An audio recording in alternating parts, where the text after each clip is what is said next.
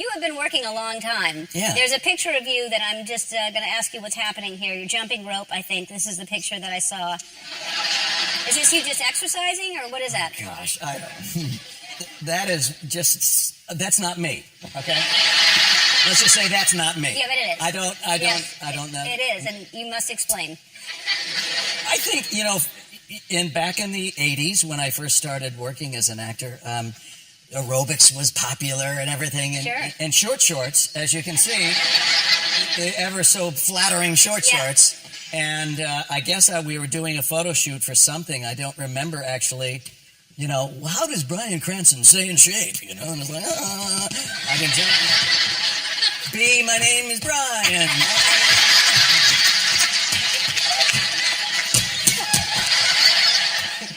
Let's talk about this book, how you've had time to write this in between. How have you had time to write this? Yes. On a lot of flights back and forth across doing work, I would have time to be in my little cubicle on the plane and write.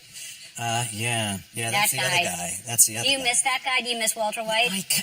I miss him to a... Yeah.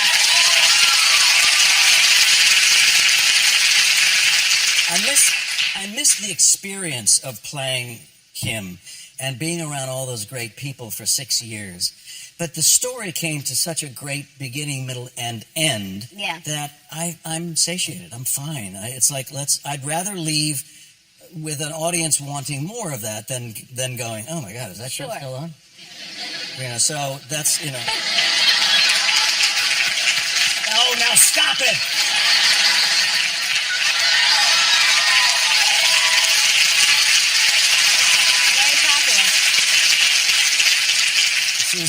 This is Bryan. This is Tidy Whitey Week. Yeah, it is.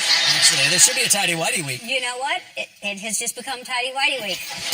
That's a heck with Mark Harmon. I should have asked him what he wears. Get him back in here. Yeah.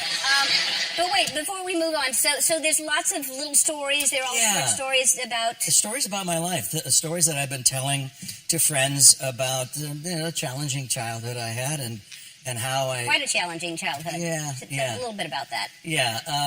My dad and mom were both actors, and they met in an acting class in the late 40s and came together quickly and got married and set up shop, and they flamed out pretty, when I was about 10, 11 years old.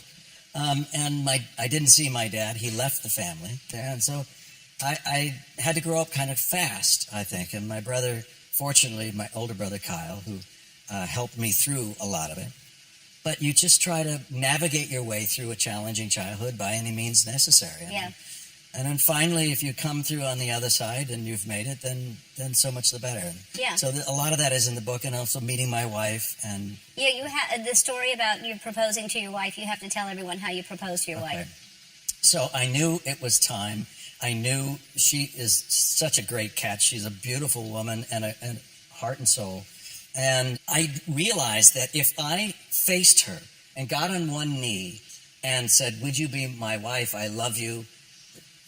Please, I would start weeping. And I wouldn't be able to get the words out. So I had to figure out a way where she was not looking at me when I was asking her to marry me. Now, how do you do that?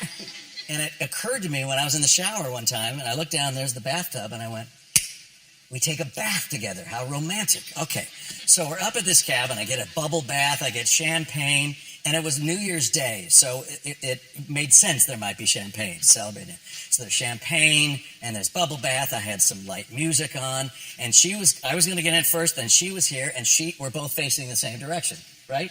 So, and then I would ask her to marry me. The problem was, where do I put the engagement ring? Because there was no place to put it, so I just had this thought. I put it on my baby toe. I put the ring all the way onto my baby toe and submerged it underneath all the bubbles. In she comes, and she's talking, and we're saying, this is nice, and we're staying there a while. I'm getting nervous. I got to do this. I got to do some more champagne, Okay, here it comes. And Robin, you mean everything in the world to me. Oh, thanks. And I push her face in.